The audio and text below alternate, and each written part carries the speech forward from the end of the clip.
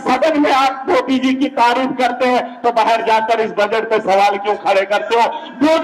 बोधो sir इनको बोलो कि बोध ही है कि मोदी जी के हाथ में है कैसे लेबर को परमनेंट करना, नहीं किया। बोधो ये बोधो के एसडीएम को परमनेंट मोदी जी ही कर सकते हैं, लेकिन नहीं किया। आज भी अगर सरकार नहीं कर पाई तो इनकी वजह से नहीं कर पाई। अगर नौजवान आज बेरोजगार है, उसके लिए बजट में बात नहीं हुई तो बोलेंगे कि हमारी वजह से नहीं हो रहा, हमारे मोदी जी की वजह से नौजवान बेरोजगार है। पॉलिसी रही थी, मैं जब बीडीसी रहा था, एक इंटेंशन क्लियर था मोदी सरकार का कि ब्यूरोक्रेसी को बिठाकर पैसे को लैप्स करवाना और जम्मू कश्मीर को खस्ता हाल बनाना, ये इनका सपना था सर। कर रहे हैं सब लोग, लेकिन मैं बजट लेकर आया, बजट पुराना बजट।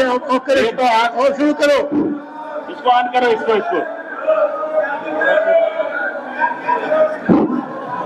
मैं बजट लेकर आया हूं। ये आज के बजट में डिस्कस कर रहे हैं। मैं बजट 5 साल पुराना लेकर आया हूं। मैं चाहता हूं स्पीकर साहब के पास कापी पहुंचे, ये ले लो एक कापी, उनको भी भाजपा वालों के पास भी पहुंचे और यहाँ पर जो सरकार में इनके पास भी पहुंचे। ऐसे नहीं, और मुझे सर मैं बात कर रहा हूँ, मैंने बजट लाया है। बजट में पूरे स्टेट का बजट है।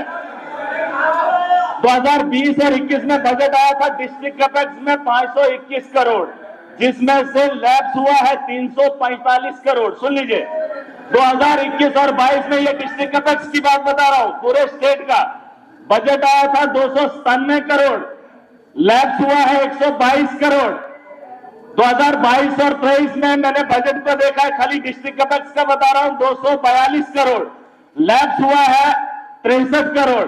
और इस बार जो 23-24 में था 339 और लैप्स हुआ 168 करोड़। उसके अलावा 24-25 में 360 करोड़ का बजट आया था, 226 करोड़ लैप्स हुआ है। ये पिछले 4 साल की बात बता रहा हूं सर। इस बजट को इसलिए मैं बताना चाहता हूं क्योंकि सरकार की पॉलिसी रही थी, मैं जब बीडीसी रहा था, एक इंटेंशन क्लियर था मोदी सरकार का कि ब्यूरोक्रेसी को बिठाकर पैसे को लैप्स करवाना और जम्मू कश्मीर को खस्ता हाल बनाना, ये इनका सपना था सर। इसलिए मैं आज इस बजट पे आ रहा हूं। हमारे इस बजट में नौजवानों की बात नहीं हुई, हमारे मुलाजमों कैजुअल लेबर जो प्रोटेस्ट कर रहे हैं। अगर सरकार के पास बजट में उतना पैसा नहीं है, लेकिन सरकार से मैं उम्मीद करता हूं कि उनकी तनख्वाहों को बढ़ाया जाए, उनके जो वेजेस हैं उनमें थोड़ी सी बढ़ोतरी की जाए ताकि उनके रोजगार में भी इजाफा हो। और सर एक बार मैं बताना चाहूंगा, डेवलपमेंट की बात हुई, स्कूलों की बात हुई, हॉस्टल को बेहतर बनाने की बात हुई। मेरे गांव अब शहर में तब्दील हो गए। हमारे जो प्राइमरी स्कूल हैं उन्हें भी प्रियॉरिटी पे अपग्रेड किया जाना चाहिए। जो सब सेंटर पे होने के बारे में भी सोचा जाना चाहिए। और जिन गांवों के अंदर हॉस्टल अभी तक नहीं, इलाके के अंदर, वहां पर भी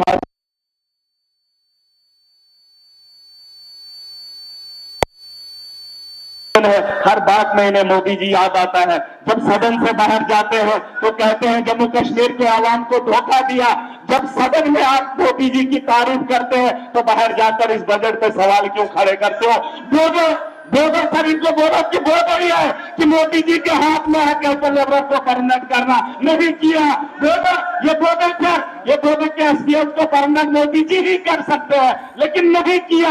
आज भी अगर सरकार नहीं कर पाई तो इनकी वजह से नहीं कर पाई। अगर नौजवान आज बेरोजगार है, उसके लिए बजट में बात नहीं हुई तो बोलेंगे कि हमारी वजह से नहीं हो रहा, हमारे मोदी जी की वजह से नौजवान बेरोजगार है। सर उसके अलावा मैं बताना चाहूंगा, माइनिंग, अगर रोजगार को बढ़ावा देना है, अगर जम्मू कश्मीर के हालात को सुधारना है तो सुन ले, इधर वाले भी और इधर वाले भी। हमारे यहाँ इलीगल माइनिंग है सर जम्मू कश्मीर के अंदर।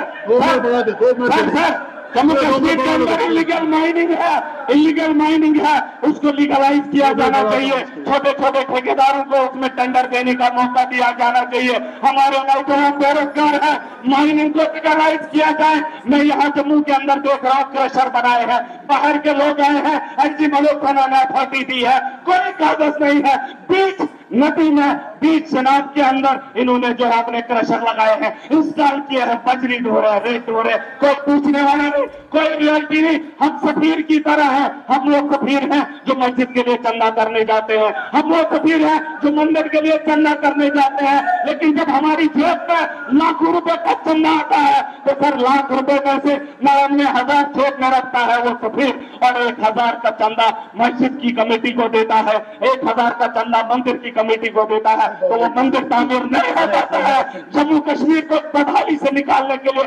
करप्शन को रोकना पड़ेगा। सर सुन लीजिए, सर सुन लीजिए, मेरे चिनाब को मेरा चिनाब बहता है, तभी बहती है, इसमें माइनिंग इलीगल नहीं है, इसका फैट ऊंचा हो रहा है, फैट हमारा पत्थर पाकिस्तान जा रहा है, हमारी रेत पाकिस्तान जा रही है, लेकिन हमारे बेरोजगार नौजवानों को खाने नहीं दिया जाता है। चिनाब को क्या, चिनाब के सर सर सर एक मिनट मैंने बताया, एक मिनट सर टोटा को देख लेना, रेत के घर बने हैं, वो फैट से thank you thank you thank you thank you शुक्रिया इलीगल माइनिंग शुक्रिया। इसी के साथ हमारी आज की कार्रवाई खत्म होती है।